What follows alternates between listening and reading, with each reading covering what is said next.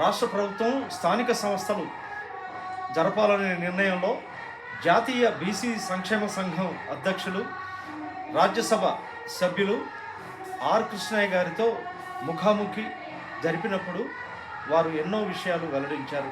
నమస్కారం అండి. నమస్తే.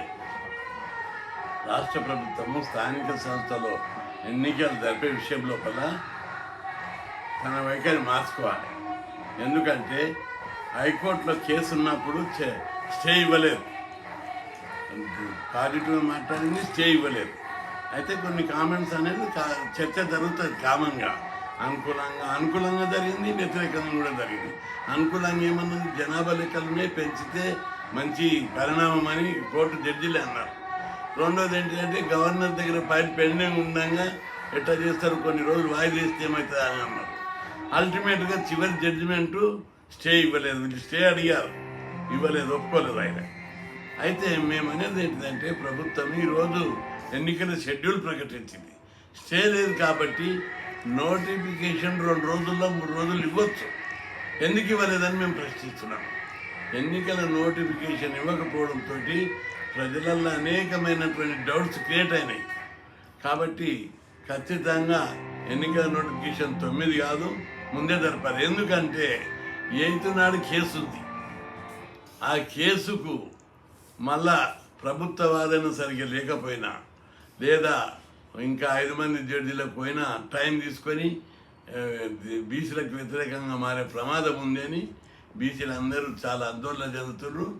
కాబట్టి ప్రభుత్వానికి ఏమాత్రం చిత్తశుద్ధి ఉన్నా వెంటనే 9 కాకుండా 4-5 రూపాయలనే నోటిఫికేషన్ ఇవ్వాలని చెప్పి నేను డిమాండ్ చేస్తున్నా. ఎందుకంటే జనాభా లెక్కలు తీశారు, అన్నీ చేశారు. మొదటి నుంచి కూడా మేము చెప్తున్నాం, దీన్ని ఈ కేసు గెలుస్తుంది. రాజ్యాంగబద్ధంగా 40 రిజర్వేషన్లు పెట్టారు. రాజ్యాంగంలో 242D6 43D6 ప్రకారం రాష్ట్ర ప్రభుత్వానికి అధికారం ఉంది, రాజ్యాంగ భద్రత ఉంది, జనాభా లెక్కలు తీశారు, న్యాయ వ్యవస్థ సపోర్ట్ ఉంది, అసెంబ్లీలో చట్టం చేశారు. చట్టము, రాజ్యాంగము, న్యాయ వ్యవస్థ అన్నీ అనుకూలంగా ఉన్నాయి. అట్లాంటప్పుడు కేసు జాప్యం జరిగినా సుప్రీంకోర్టులో కూడా గెలుస్తుంది. సుప్రీంకోర్టుకైనా ఏమాయములు ఆయన అడ్వకేట్లను పెట్టి ఒక ఊపుతాం. ఏం బీసీలు అంటే ఈ దేశంలో గౌరవం లేదా? వాళ్ళకి వాటా వాళ్ళకి ఇవ్వరా? ఇదేనా భారతదేశం?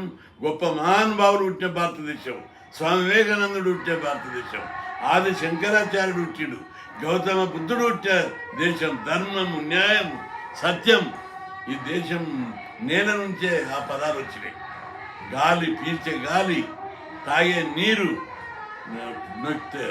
నడిచే భూమి, పంచభూతాలు, ధర్మం, న్యాయం, సత్యం మీద పోయినటువంటి భారత భూమి ఇదేనా ఇక్కడ బీసీలకు జరిగే అన్యాయం మీద? కాబట్టి తప్పనిసరి గెలుస్తాం. 76 ఏళ్ళ అన్యాయం జరిగింది, ఇంకా అన్యాయం జరగడం నెట్టి పరిస్థితిలో సహించేది లేదు. అందుకే దీన్ని ముఖ్యమంత్రి గారు జోక్యం చేసుకొని ముందుకు జరపాలి. లేకపోతే ఇంత దూరం వచ్చినాక కూడా వీళ్ళు జాప్యం చేసి కేసు కింద మీద చేస్తే రాష్ట్రంలో అల్లకల్లోలం జరుగుతుంది. వార్నింగ్ ఇస్తున్నాం. స్పష్టంగా కనిపిస్తుంది మీ మొండి వైఖరి. ఎవరు చేసిండ్రు? అధికారులు చేసిండ్రా? మంత్రుల జోక్యం ఉందా? నేను ముఖ్యమంత్రి అని చెప్పను, కానీ ఆయన లోపల మాట్లాడినప్పుడు ఆయన లోపల క్లియర్గా ఉన్నాడు. కానీ కొందరు మంత్రులు ఓపెన్గా మాట్లాడుతున్నారు జిల్లాలలో. 42 అయ్యేది కాదు, పోయేదా, మేము దాన్ని అడ్డుకుంటాం. ఏదో రకంగా అధికారం మా చేతులని సీఎం అనౌన్స్ చేసి అయిపోయినా మేమున్నాం కదా అధికారంలో, మేము మంత్రులం కామా, మేము అడ్డుకుంటామని చెప్పి ఓపెన్గా జిల్లాలో మాట్లాడుతుంటే మాకు ఫిర్యాదులు వచ్చాయి. కాబట్టి ముఖ్యమంత్రి దీనికి బాధ్యత వహించవలసి వస్తుంది. ఏ మంత్రి అడ్డుకున్నా, ఏ అధికారి అడ్డుకున్నా ఫైనల్ జడ్జిమెంట్ ముఖ్యమంత్రిదే. పంచాయతీరాజ్ యాక్ట్ ప్రకారం ఎన్నికల షెడ్యూల్ ప్రకటించిన 2 రోజుల్లో 3 రోజులనే నోటిఫికేషన్ ఇవ్వచ్చు. దాని ప్రకారం ఇవ్వాలి. 8 నాడు మళ్ళీ కేసు విచారణకు ఉంది. అప్పటిదాకా ఎందుకు ఆపుతారని నేను అడుగుతున్నాను. ఎందుకు ఆపుతాం? వెంటనే నోటిఫికేషన్ జారీ చేయాలి. అప్పుడు మీ చిత్తశుద్ధి నిరూపిస్తారు.